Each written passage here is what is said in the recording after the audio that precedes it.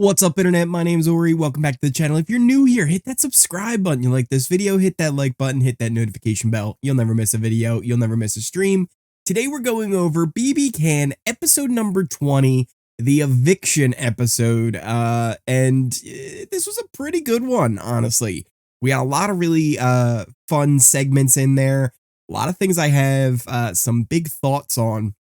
Plus, we got a jury segment that we can talk about. The new HOH that we could talk about, and also it's going to be a double eviction this upcoming week.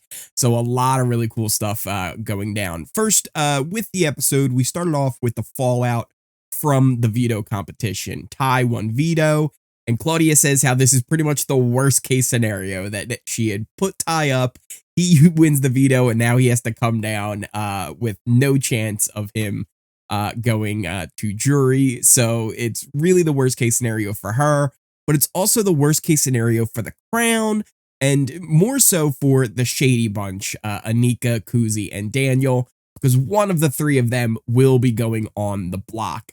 Claudia was not going to put up Renee, and she was not going to put up Shania. So it was really down to one of the shady bunch who was going to be put up there. We got the chat with Daniel, who went in and had a conversation with Nene and Claudia. We saw this on the daily, where he was basically telling him, like, look, I don't want to, campaign against my friend, but I did give you guys the chain of safety. Like, that was me. I gave it to you guys. Just remember this.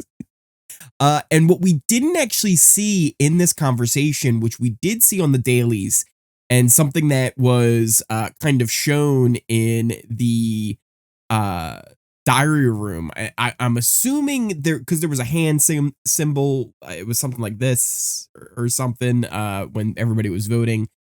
I'm thinking that's part of some new alliance, but I'm pretty sure Renee did it as well. So maybe that's just for that like 6-person girls alliance, but Daniel's in there as well. I'm not 100% sure, but in this conversation on the dailies, we did see a final 4 that was formed with Daniel, Anika, Shania, and Claudia. The 4 of them all became kind of a locked-in final 4, saying that, listen, we got to get rid of Ty, we got to get rid of Kuzi, and we got to get rid of Renee. Those are the 3 that we have to get rid of going forward. But we didn't really see that formulate on this episode. Eventually, though, they kind of all agree, like, yeah, like, Daniel's not going to be the one going up. Anika really doesn't make sense.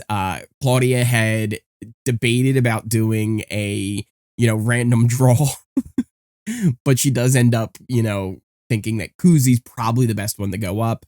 She tells her beforehand, and Kuzi just kind of has a little bit of a hissy fit, if I'm being honest. She gets very upset with Claudia, saying, like, I showed you all the loyalty in the world, and now you're doing this to me, and how could you? It's like, listen, it's part of the game, Kuzi. Somebody has to go up.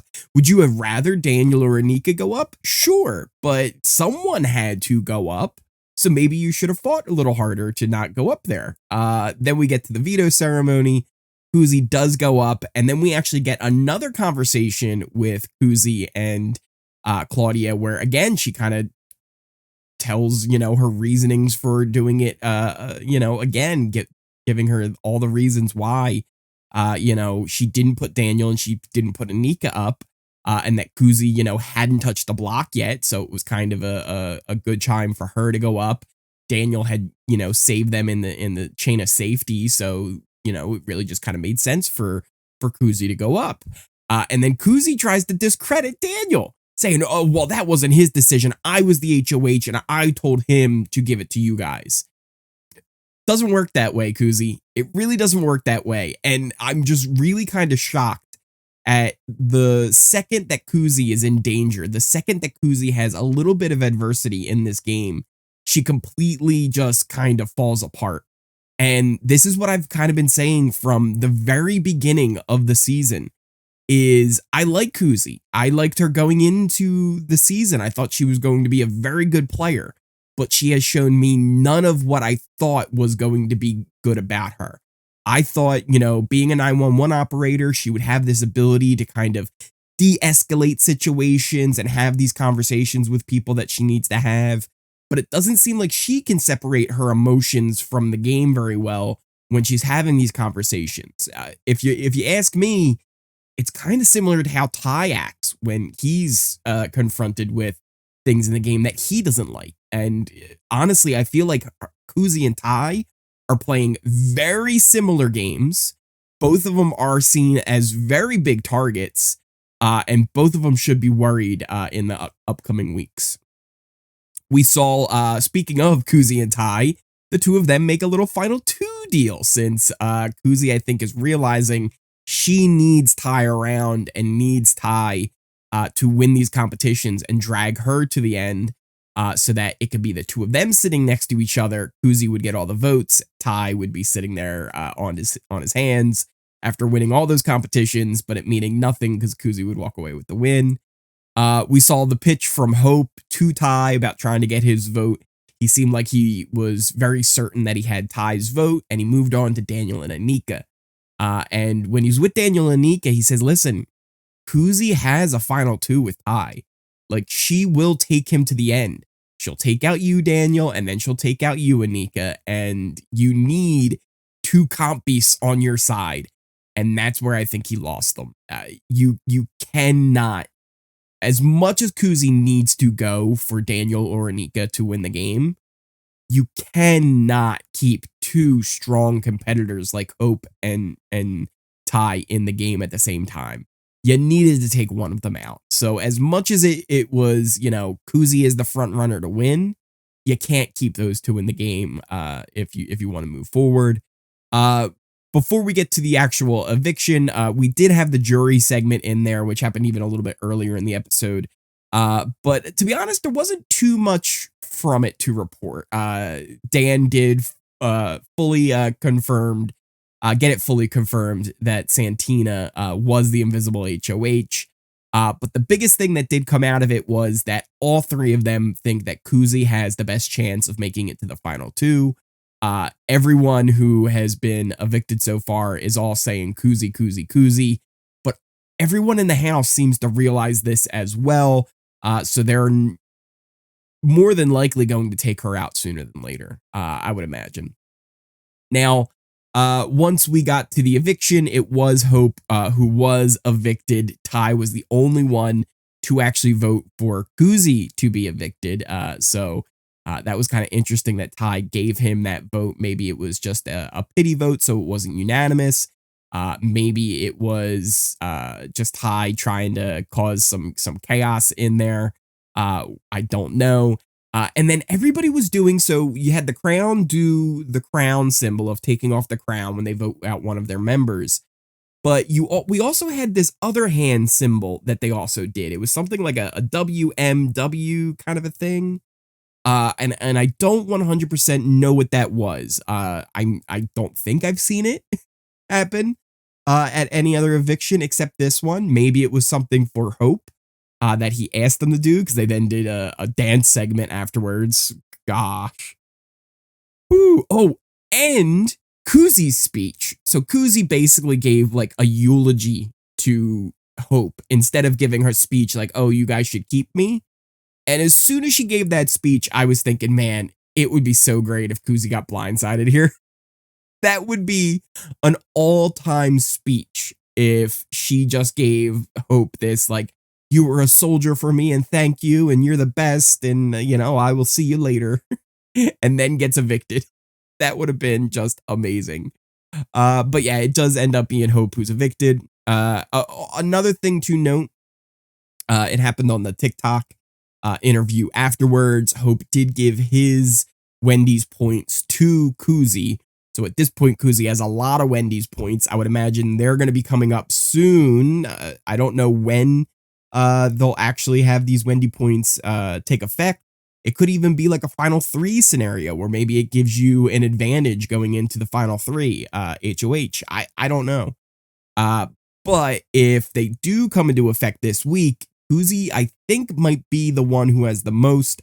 I haven't seen a full-on leaderboard update in a while, so I'm not sure exactly who has the most points, but I think Kuzi's up there with having the most. So if it comes down to that, she's going to need it, I think, coming into this week, since we did find out it's going to be a double eviction. But before we even get to that, we have to find out who the new HOH is. And it was a before or after comp on different things that happened in the house. Did this happen before this happened or after this happened? And throughout the entire competition, we had mainly a tie between Nene, Renee, and Kuzi. And even at one point, Kuzi made like a last second change. She was on after, but then everybody else was on before. So she quickly ran up to before, right before Arisa said, to lock in your votes. And I almost wonder if she saw a shadow on the floor that gave her a hint that she was the only one on the after and then ran up to the top step. I can't confirm that, but it has happened before, and it did seem a little suspicious that all of a sudden she ran back up to that top step. But then we did eventually start getting Renee, who pulled away, and then eventually even on the last question, with Renee having 1 point above everybody else, she just needed to kind of tie with Kuzi, and it did end up being that, and Renee won HOH. So this is going to be interesting because the crown, which really at this point the crown is no more. It is just the Shady Bunch. They are not in control this week. It's the Girly Pops once again. I would imagine they're probably going to end up putting Ty up there, and I don't think they're going to put Daniel, and I don't think they're going to put Anika up. I think Renee would end up putting Ty and Kuzi up on the block for eviction. That, though, then gives Ty a chance to potentially win the veto. It actually might even make sense not to put Ty up this week. Since only 5 people compete, at least there's a chance, if you don't have him compete, that he won't win the veto. And if he wins the veto, someone else is going to have to go up anyway. So if you're Renee, it almost makes sense just to put up, let's say, Kuzi and Anika, and then just hope that Ty is not picked, and it ends up being Daniel, Claudia, and Nene who's picked. Because Ty would only have a 1 in 4 chance of playing in that veto, and that's probably your better shot if you could do it that way. So it's going to be interesting to see how this plays out. Renee's also very strategic. I'm interested to see what she's going to do now that she has power. This is the first time that Renee has actually had power in this game, so I'm interested to see what she does with it. And it's going to be a fun week here because it will lead right into the double eviction. Now, if Ty goes in the double, then I think Kuzi is the big target, right? Kuzi's going to be the one to go unless Kuzi wins HOH or Daniel or Anika win HOH. I think they would try and take out Renee. But I think if Ty goes, the nominees would end up being Kuzi and Renee up on the block. I don't think anybody else would be touching it. I think Daniel, Anika, Claudia, and Nene, they have this Final Four deal. And I think that's something they want to stick to because I think they realize Kuzi and Renee both would have a better shot at beating them in the end. Now, if Ty doesn't go in this week, right? Let's say Ty wins veto again. Well, I think it's going to be it for Kuzi. I think Kuzi would end up leaving this week, and then going into the double, Ty would be the obvious target from everybody. And then that would be kind of the more interesting scenario on how things would go, because then Ty would need to win a second veto or HOH in the double to secure his safety. So yeah, there's a lot of really interesting ways this can go. It's going to be a fun episode next Thursday. What did you guys think of this episode? Did you enjoy it? What do you think of Renee winning HOH? Should she just put Ty up right away? Should she try and do an actual backdoor plan where Ty doesn't even get a chance to compete in the veto? I think that might be the best play. But what do you guys think? Also, are you excited for this double that's going to be coming up? Who do you think would be the targets? I again think it's going to be Ty and Kuzi who are the obvious targets, with Renee kind of as that other one as well. Depending on who wins the HOH, I think the 3 of them are the most likely to be going in this double. But let me know what you guys thought of the episode, all the plans going forward in those comments down below. Also, if you are new here, hit that subscribe button. If you like this video, hit that like button, hit that notification bell. You'll never miss a video. You'll never miss a stream. Links to all my socials are in the description down below. You can find a pinned comment too for things like my Twitch, my Twitter, my Discord, the new Kick stream. We were live watching Survivor on Kick yesterday. So make sure you come and follow the Kick stream so you can see all that stuff as well. Thank you guys again so much for watching. I appreciate each and every one of you, and I will see you next time.